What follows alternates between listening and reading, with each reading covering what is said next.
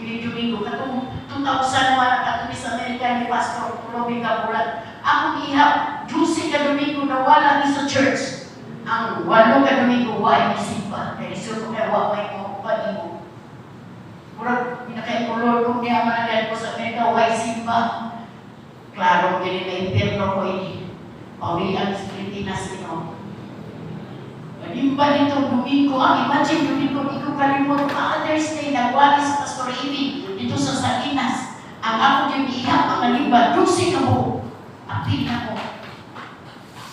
Grabe, tungkol kay gapas na trabaho. So, muna kung magbantay mo sa mga panghitabo, no? Ako din Domingo, porque ang mga tao, murag dili man-care. So, bago na nato handlugan mo na yun niya, work out!